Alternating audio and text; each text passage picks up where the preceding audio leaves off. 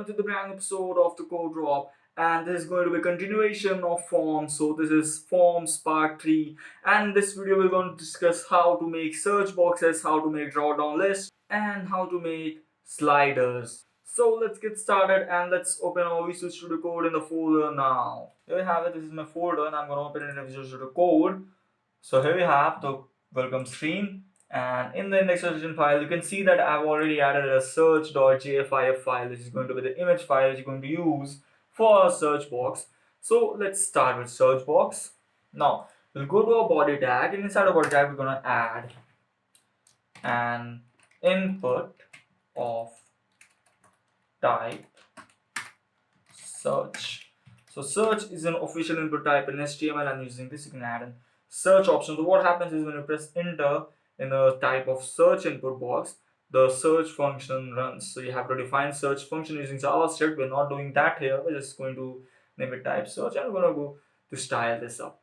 Now let's go to our style tag here, and let's just add a class of search box here. Now let's go to a style tag, and in style tag what you want to do is you want to add input of type equals search and dot search box.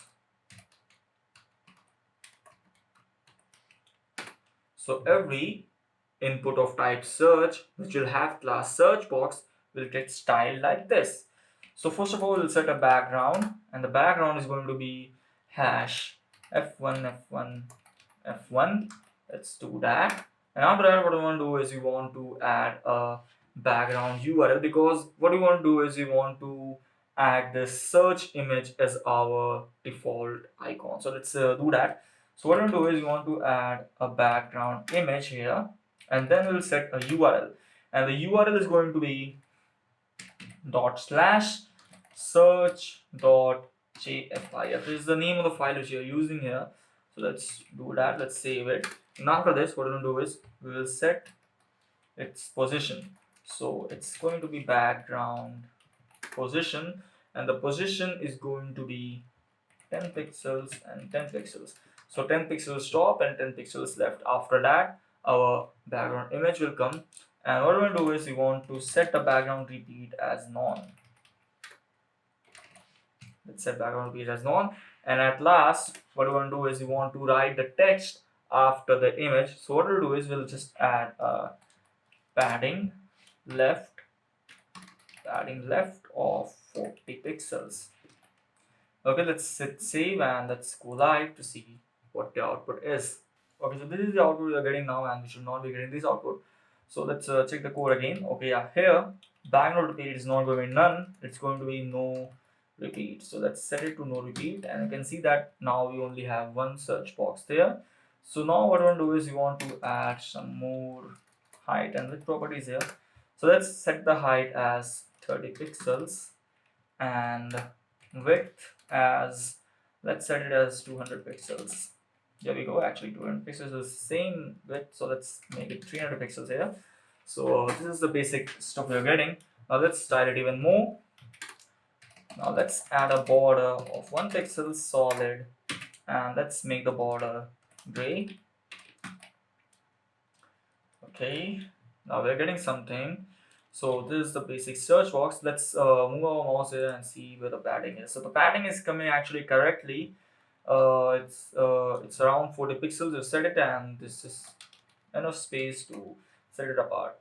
Now let's go back to our HTML part, and here we want to add a placeholder, and the placeholder is going to be enter search string.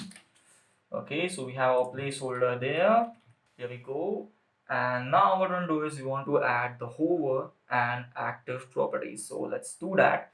So let's go back to our style tag here, and we'll just copy this from here. Let's copy it and paste it here, and we'll add just this hover property here. So what we'll do is when the search box gets hovered, let's make the border dark and the background light. So let's make the border 1 pixel solid, and just a darker shade of gray. So let's go for a AAA, and let's change the background to a more of a whitish. So let's go for FFF. Now when you go back to our browser and hover over it, you can see that our search icon is disappearing. It's because you have to again add the background image thing in the hover part also. So let's just copy it from here and let's paste it. So we'll copy these 3 properties and actually these 4 here, and we'll paste it there now. And now when you go back to our web page and hover our mouse over it, you can see that our search icon is not disappearing at all, and it's actually blending in with the environment. It's all transparent around there. So this was our hover part. Now let's make the active part. So again, we'll just copy this stuff from here and we'll change it from hover to active. So let's make it active here, and again let's just add a border, and let's make the border now thicker. Let's make it 1.5 pixels. This is not much increase, but it's just going to show how it works. So let's make it solid, and let's make it a shade of blue. Let's make it 06A7BD. That's it. Save, and when you go over there and click on it, you can see that okay, so we are having that outline thing here. So what we'll do is we want to remove the outline. To remove the outline, we'll just go back to our input type, and here we'll set outline as none, and after this we can see our border in action. So here after active, we'll just add one more property which is called focused, which is so this is going to be focus. And when you start typing inside of it, you can see that our background again blends into dark gray and the border remains same color, dark light blue. So let's go back here, and what we'll do is we want to add some more graphics here. So let's just add a transition here. So the transition effect will actually help us to make this appear more seamless and animated. So let's add an animation of 300 milliseconds. It's going to be ease in, and it's going to be, and I don't think anything else is required here. So we'll just add this property to all 3 of these. So let's add it here and here also. So now when you go back to our browser window and hover our search box, you can see that it's actually now changing its style gradually instead of momentarily. So this is because of the transition effect, and we can increase this millisecond part here to increase that effect too. So let's just set it to 1 second just to show that now it will take more time to do the same thing. And actually need to do this here also. Let's do that. And it takes more time to blend in with the environment. So let's just switch it back to 300 milliseconds again, because we don't want slow animations, we want as fast animations as we can. So let's make it 300 milliseconds again, and there we go. You have this search box ready for your use. Now this is how you make search box using HTML and CSS. And now what we're going to do is we want to make a drop down list. So we're going to go with a simple drop down list here, which will be a select tag, which we discussed previously in the HTML part of the video. So you can check it out anytime you want. And today we're going to style that select tag. So let's just make a select tag here. And in select tag, you have to add options to show that you want to add the items in this drop down. So let's just add a few breaks here first. Let's add 2 breaks here, and after that in select tag we're going to add an option tag. So the option tag is going to be what your option is going to include of. So let's just say select and option. So this is going to be the default text, which is going to be displayed, and we'll just copy this and we'll change the content inside of the select.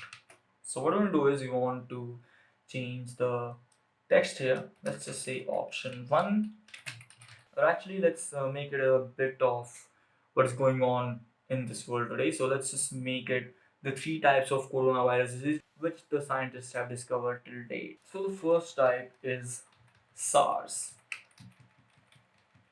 SARS, which stands for, we'll just add that here in the value, which stands for severe acute respiratory syndrome. So this is the full form of SARS, and this was the first coronavirus. This is detected by the WHO, which is recognized by WHO. Now the second coronavirus disease which was discovered was called MERS, and MERS stands for, so just add it here again in the value tag, the value attribute, which stands for Middle East Respiratory Syndrome. So this was MERS and this was SARS, and in the last, which we are currently dealing with, is called COVID-19, and its full form is just basically coronavirus disease 19. So this is the full form of COVID-19, this coronavirus disease 19, and this is the third type of coronavirus disease which has been detected. Now let's go to our HTML tag, HTML part here in the browser window, and when you click on this, you can see that our 3 options are here visible along with selection option. So let's go back to our select tag, and what we want to do is we want to style this. So let's go to our style tag here, and we'll add select, and select is basically a tag in itself, so we don't need any selectors here. We'll just use the element selector to style this. So let's style it. Now to maintain consistency, what we're going to do is we'll set the width again as 300 pixels and height as 30 pixels. So this will make it consistent with our previous search box. And then after this, we'll add a background similar to what we have above, which will be hash F1, F1, F1. So let's hit save, and you can see that now both of these search box and the drop down menu have the same color of the background. Now this is as much as you can style select tag. You can style it much further because our browser don't give us that flexibility. So we'll make another type of drop down in another video, which will be custom from scratch, and it's going to look even better than this one. So for now, let's just move on ahead to our third thing which we want to do today, and the third thing is going to be how to make a slider using CSS. So let's jump back to our HTML here again, and HTML after the select tag will just add 2 dias,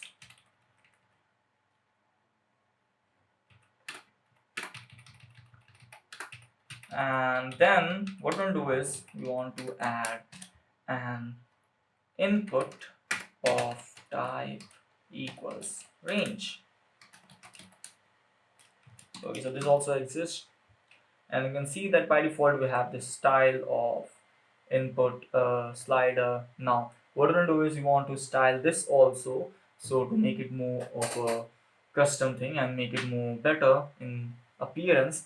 So we'll go back to our style tag here, and in style tag what we're going to do is we want to add input of type equals range, and again let's add a class here, and let's add a class of slider. Let's add a class of slider instead of custom. So let's go back here and dot slider. Now we want to style this, so let's go on styling. So what we'll do is we want to set its WebKit appearance as none,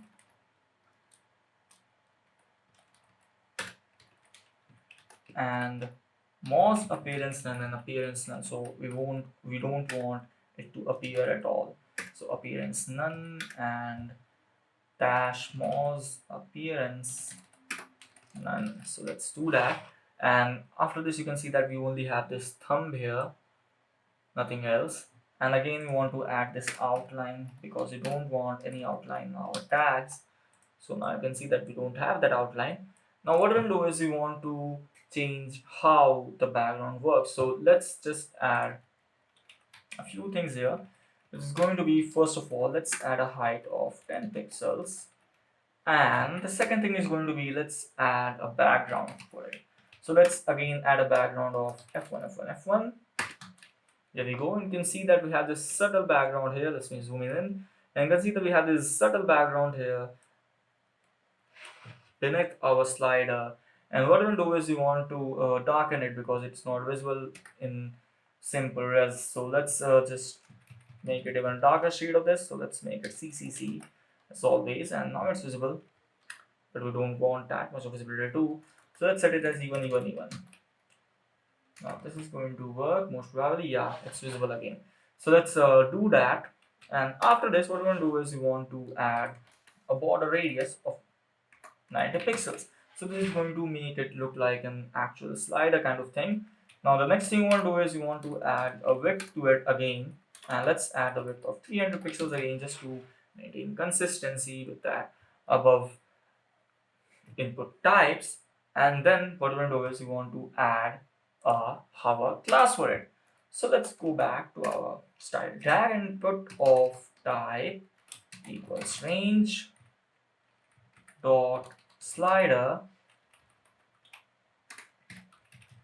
and when it gets hovered we will just change the background to, let's change the background to just a little bit of a darker shade again, or maybe just a lighter shade here.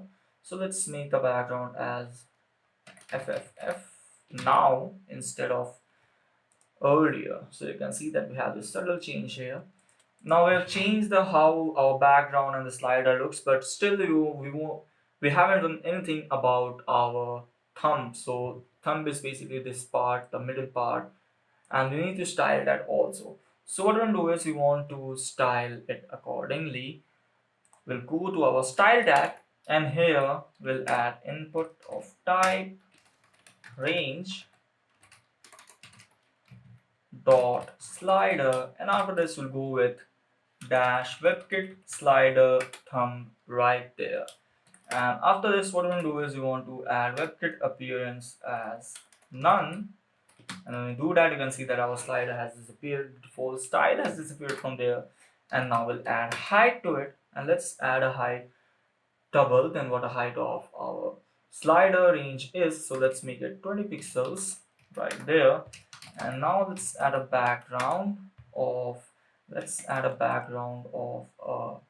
again a blue color 06A 7DD, and you can see that it's styling the whole thing, and it is because we haven't set a width to it. So let's go up here and let's set a width of 5 pixels down there. So we have this, and let's just increase it to 8 pixels just to see it more clearly. And after that we'll just add a border radius of, let's add a 30 pixels. Now this is looking cool. Okay, so this is how you can style your slider and your input type of range in the way you want. So you need two components. The first one is going to be the slider whatsoever, and then the second is going to be the WebKit slider thumb. So the thumb you need to style, and you need to style the track. So that's the end of the video today. And thumbs up if you liked the video, and subscribe to the channel if you loved it. I'll see you on the next episode of Code Drop. Bye for now.